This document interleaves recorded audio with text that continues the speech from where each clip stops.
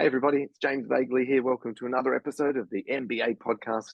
And we've got a juicy, strategic, little bit of a content tool episode for our listeners today. Ash, before we get started, it is the 11th of December. The year is almost closing. Everyone's getting a day older, Ash. How are you feeling today? I appreciate you asking, James. I'm feeling excellent. A little bit, that Christmas anxiety that I know I've got to actually start thinking about my Christmas shopping. It's just starting to kick in. But other than that, I'm doing super well. How are you? Good. No, I'm very good. I'm very good. And listeners, we hope you're doing good too. The year's rolling on. It's pretty, it is an exciting time this time of year. And we've got a really good episode. It's called Pre-Approval Conversion Accelerator. You already know what the episode's called because you've clicked on it. But that's what we're talking about today. What the heck does that even mean? Well, I mean, we're all brokers here. We know what a pre-approval is. The problem, of course, is we've done all this work getting the pre-approval done. And then what happens is, well, we're not going to get paid until that person finds a house, sends us the contract, and we actually process that loan all the way through to settlement, get paid. But we've done all this work. And we know what's going to happen. They could go elsewhere. That pre-approval could lapse. We could have to do the work again. There's so many unknowns. And yet most brokers will do all the work, be amazing. Here's your pre-approval, Mr. and Mrs. Client. And then it's very much a see you later, good luck. Come back to me with the contract when you're successful. And we're here to tell you, listeners, that is not good enough. I wouldn't do any work for a client and then just leave them and say good luck. So what the pre-approval conversion accelerator is it's a thinking exercise for you as the brokers to go, right, how am I going to support that client who's now sitting there with their pre-approval? How am I going to try and maximize and accelerate the chance of them being successful and finding a property and being supported along the way so that ultimately you get paid faster? That's what this is all about. So Ash, we're going to go into a bit of sort of framework and discuss that, but before I outline the framework and how to start thinking about this, what would you sort of say as a bit of an intro to our listeners on pre-approvals and work, all those things? Look, I love it. I love this one. And, it's small hinges can swing big doors, right? And this is one of those small hinges. And I'll answer your question like this, James, is, look, I would estimate I've probably spoken to, 300, 400 brokers in the last 3-4 years. And at some point the question comes up, what are you doing for your pre-approvals between pre-approval and full approval? I mean, the ones that haven't found a house yet, for example, or even if they're a refinance. And I would say out of 400 people, 400 of them intellectually know what I'm talking about. Yes, I should keep in touch with them, and yes. But out of those 400, the number that actually have a workflow that they can talk to and point to and depend upon would be 5, if that. Like it's 1 in 100. Like so this is one of those little areas that's really important that all of our listeners will understand. Yes, we know exactly what you're talking about, James and Ash. Yes, somebody gets in a pre-approval and it's good for 90 days and I need to keep in touch and make sure that it doesn't run out and I get it renewed. But who's actually got an automated, documented client nurture system that operates without you having to scribble reminder notes to yourself in your diary, right? Yep. That actually happens no matter what. I would say virtually none, certainly a very low percentage. And yet, a little bit of attention in this area can mean tens of thousands of dollars of extra revenue for customers that drift out of your workflow because you simply haven't nurtured them well enough. Oh yeah, there's a lot of money at stake. And you're right, it probably is a 1%er in terms of someone that's actually got this in place. And listeners, we're not just talking about periodically ringing them up saying, hey, have you bought a place yet? Checking in. That's not what this is about. There's a lot more strategy involved. So let's outline it, Ash. Let's sort of talk a little bit about it. Give our listeners some specific help in this area. So in terms of the conversion accelerator, we think about it with what we call the care model. So C-A-R-E, care. You actually want to care about getting this result for your clients. Pretty simple, right? So it stands for, well, it doesn't stand for care because it is care. Let me explain what they are. C stands for curated. So it's what you design as this workflow needs to be specific to the market or the niche. For example, if these pre-approvals are for first home buyers or investors, it has to be specific to them. It can't be some generic workflow where you're just keeping in touch. Hey, have you bought a place yet? Have you bought a place yet? No, this has to be specifically curated for them.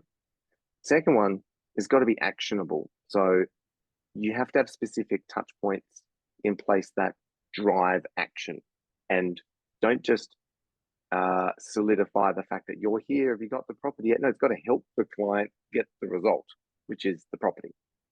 Third one is relationship focused. So we can't come across as salesy at all. Like, we are doing this to nurture the client and help them get the result, not be pushy, not salesy. We're actually stepping up as their trusted advisor and actually nurturing them and supporting them to get the result that they want, right? So it's got to be relationship focused.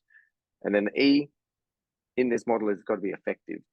So there's no point doing this unless it actually increases the conversions of those pre-approvals to a baseline.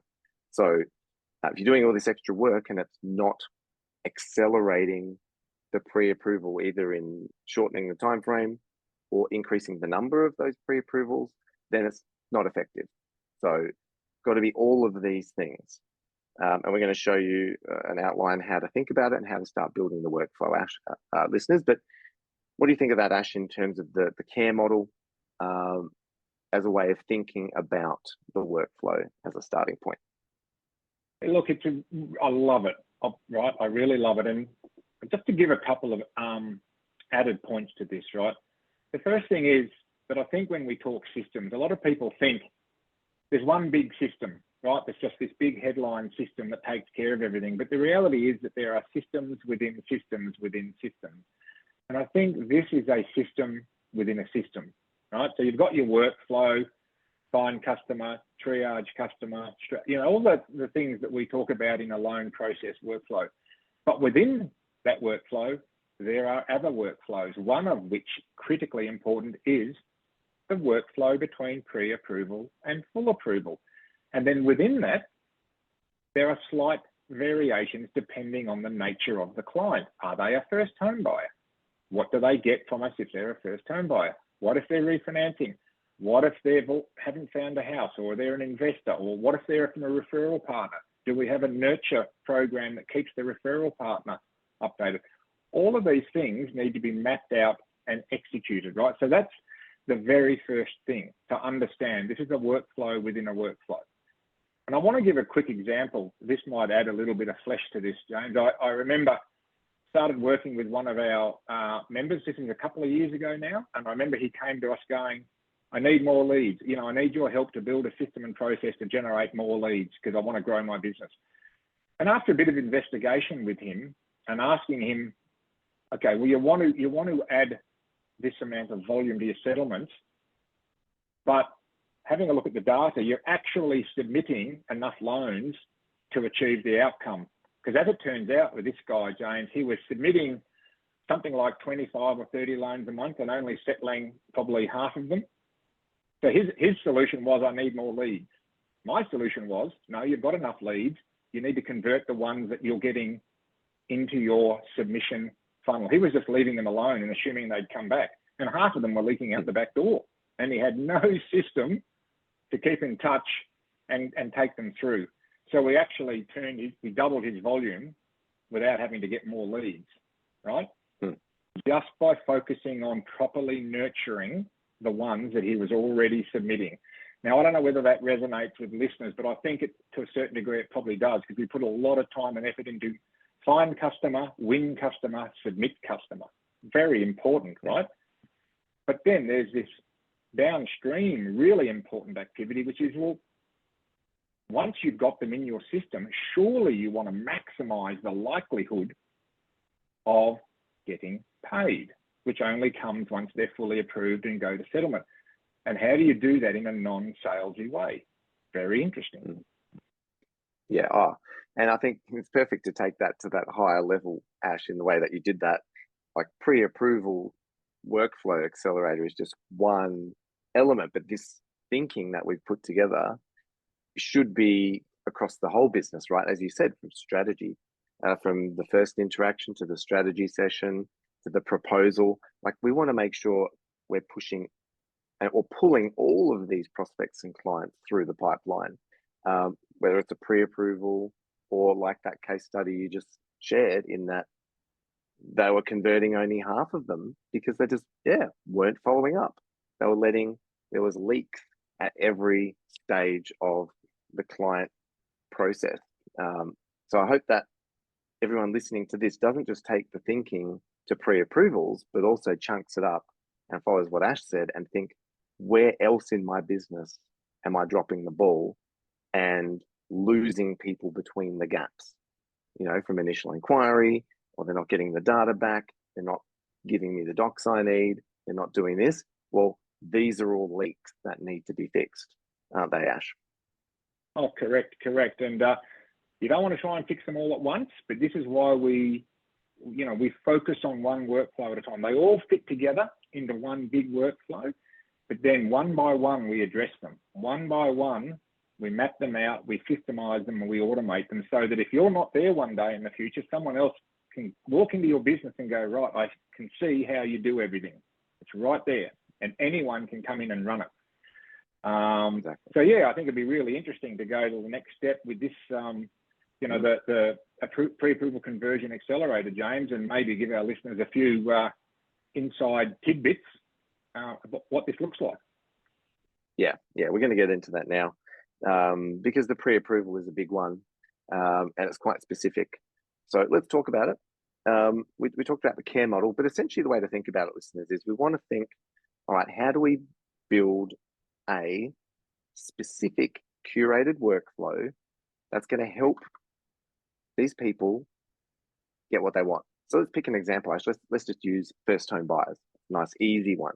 Let's imagine first home buyers are coming in. We're sitting down with them. We're extracting the information, getting their borrowing capacity, documents. We do the pre-approval.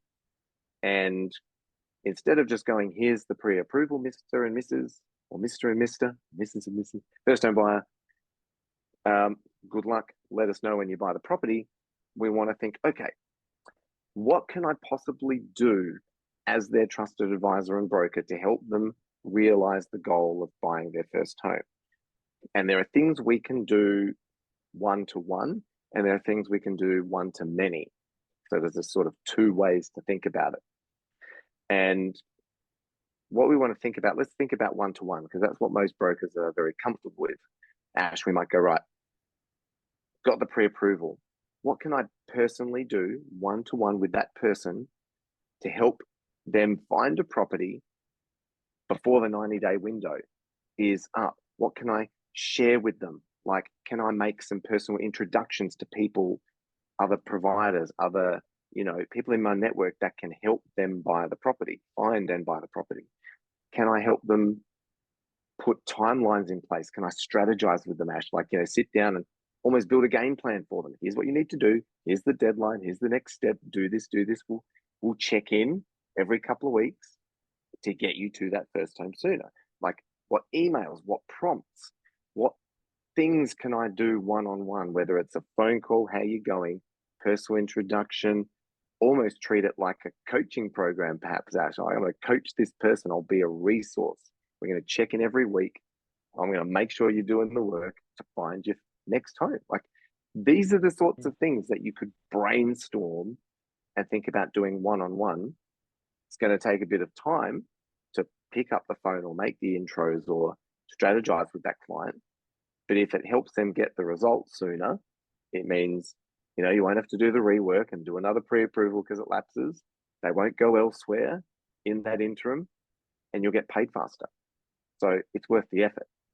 And not to mention, Ash, before I let you have a crack, they're going to love you and they're going to tell all their friends about you because you actually helped them. So that's just a quick brainstorm about the one-to-one element. Ash, I'm sure you've got some ideas to throw into. Yeah, look, absolutely. And I don't want to overcomplicate this, right? I mean, you said something at the end there, right? This is the sort of the unwritten rule of keeping in touch if you do it well, right? Is the likelihood of a client going ahead with you increases exponentially the more regularly you keep in contact, right? Now that applies no matter where they are in the pipeline, right, of your workflow. This is right through to existing customers that have already settled. So it applies to pre-approvals as well. So just by keeping in touch, and we could talk, James, perhaps about how regularly you should be in touch with a pre-approval, in this case, the first home buyer, let's say over that 90 days, which is what, 12 weeks, you probably should be in touch at least 6 times, right? Maybe more, right? At least every couple of weeks. Right? Just by doing that, you will increase the percentage of people and the speed of which these people get to a full approval. So there's that very, very important connection between momentum and activity and outcome. But it's really a playbook, right? So what we're talking about is giving people a playbook. And I think first home buyers are a really good example. The playbook doesn't mean I'll ring you every 2 weeks to see how you're going, right? I mean, that has a little bit role, like people, but you know, if that's all you're doing, oh yeah, how you going? Have you found a house yet? No, great, good luck, keep going. That's not really helpful, right? I mean, it's better than nothing by a little bit, but not much. So we're talking about a playbook, and you know, you can tell your clients, here's our playbook. Here's how we get you approved, right? Which is part of the playbook from day one. First time I speak to you, right through to pre-approval. Once we've got you pre-approved, here's how we're going to work with you within our playbook to maximize the likelihood of a successful outcome for you. And tell them up front, right? This is our playbook and it works.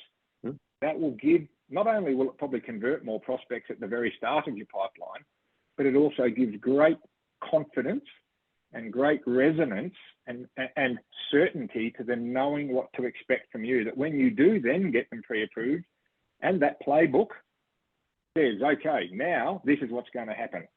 We will send you this. I'll introduce you to this. I'll ring you now. Then I'll do this, and then we'll do that. And all of these things are designed to maximize your competency, knowledge, advantage, and likelihood of success.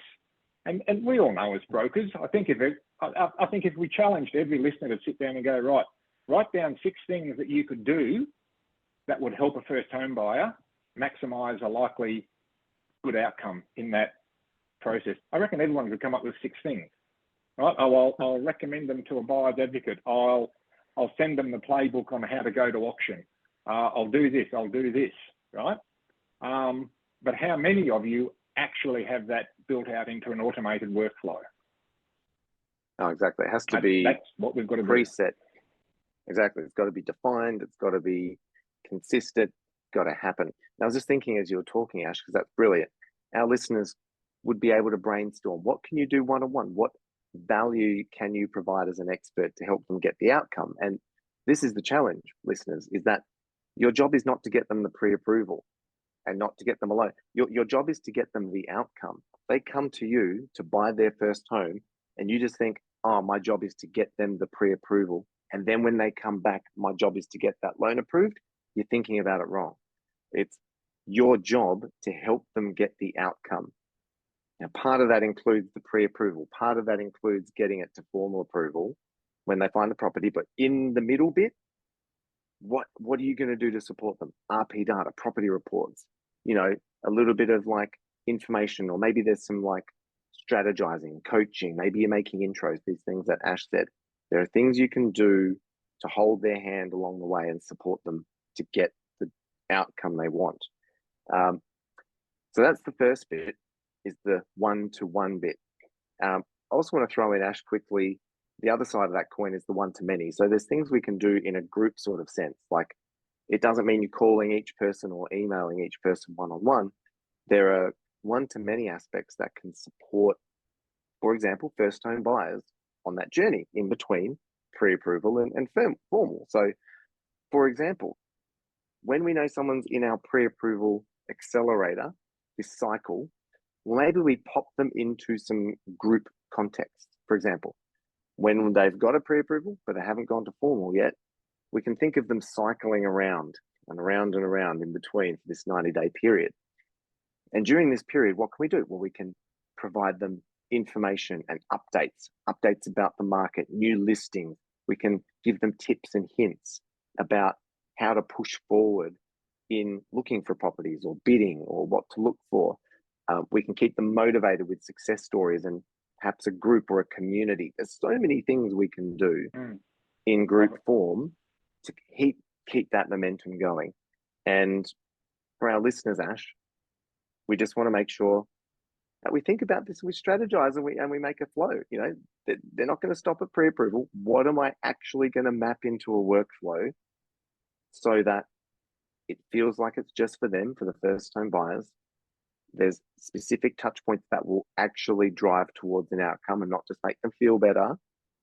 And it's going to actually help us increase those conversions. So a bit of a challenge for our listeners, but I think if they do the work and they install something like this, it's going to do wonders for their business on so many levels. It's pretty cool.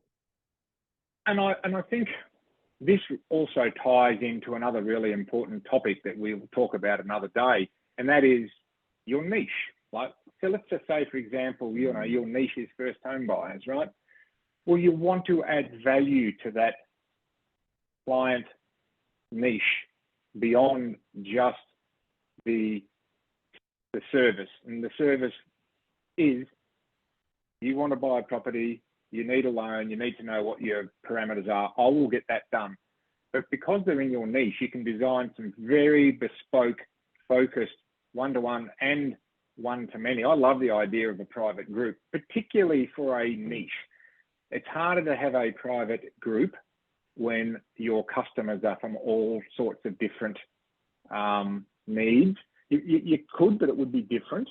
But if you've got a niche, particularly, you know, you can broadcast live once a week. You can talk to this group. And again, it feeds into that constant communication that's relevant to them. I think that's the key, Jane. So it's relevant to them. It's not generic.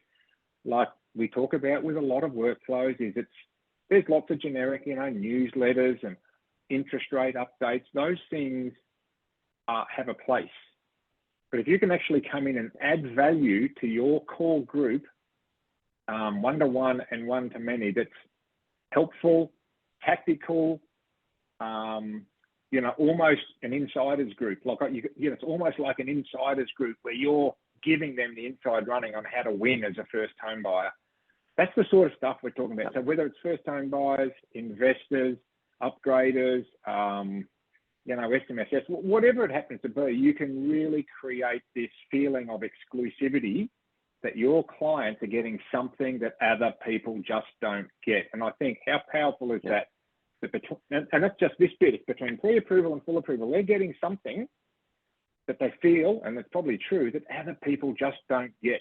Of course they're going to brag to their friends about it. You know, my broker does this, and this. What does your broker do? Well, none of that. Well, perhaps you should talk to my broker, right? Yeah. So, and I'm sure everyone, well, I hope most listeners, you guys get this. This is one of the things that we say, it's one thing to get it, it's another thing to actually get it up and running in your business. And that's where working with us, you know, to actually lay this out, understand how and when and the time and motion of getting this up and running into your big picture is really, really critical. So it doesn't hang around in the back of your mind going, I coulda, I woulda, I shoulda, I know I have to, but I'll never quite get around to it. Well, we can make sure that you do get around to it and you do it properly. 100%. You don't make the time, nothing's going to happen. And we know the results of that as the old spinning of the wheels. But I'm glad you brought that up, because the picking of a target market or a niche or having an ideal client, as we talked about, we've kind of glossed over that a bit. The fact that, we just picked first home buyers. This works only when it's curated for a specific market. So I'm glad you brought that up, Ash. And for our listeners, when we're thinking about this pre-approval process, it's infinitely more powerful when you design it for a particular avatar or niche, an investor or a first home buyer. So, and in actual fact, it just so happens, Ash, that next week we're talking about that in more detail. Our next episode is actually, we're going to talk about your ideal client, and it's very fitting and very timely. So listeners, next week we're talking about that and how identifying your ideal client can make everything in your business easier, including things like this pre-approval accelerator. So until next week, where we're going to talk about that, stay cool. And as Ash said, if you want to map stuff out and actually build a real business that's runs without you because it's systemized and will happen, and it's not just relying on you to remember to be magical and do all these amazing things for your client, then give us a buzz, have a chat with the team, and let's see if we can help you build a really cool business and map out stuff like this. This is just one of the little resources we built for our members, Ash. So there's 101 more things just like this for every aspect of building a ninja mortgage business. So have you got any final wisdom of words? Wisdom of words, or even words of wisdom, hey? I like to be controversial. Yeah. You're messing with me there. Nah, look, I can't overstate. Like, in my mind, we love talking about the really big ticket stuff too, right? Like the big ticket stuff, lead gen and building a team and stuff. That's really important. But you know what? It's these seemingly small and insignificant workflows that can make such a difference to the success and confidence into your business. So, you know, take this away, have a look at it, have a listen to it, get in touch with us, and definitely tune in next week, because we're going to link in your ideal avatar into how it fits in to all of this stuff. Yep. So I think that's an invitation to see us next week. 100%. Well, it certainly is. I should have mentioned before we wrap up, just to be super clear on this, in that this is actually a resource that we have inside our resources area. So if you want the full version of this, well, you know, as I said, give us a buzz or check out what we've got, because you can get the full version of this and a lot of other stuff too if you come and join us and work with us. Listeners, hopefully you've enjoyed being challenged on a more of a content-y, framework-based episode. Maybe you've written lots of notes. Hopefully you've enjoyed it. And yeah, looking forward to seeing you again next week for another episode. So stay cool. And until then. I'll see you on episode 165 next week, James. Done deal. See everybody. Bye for now.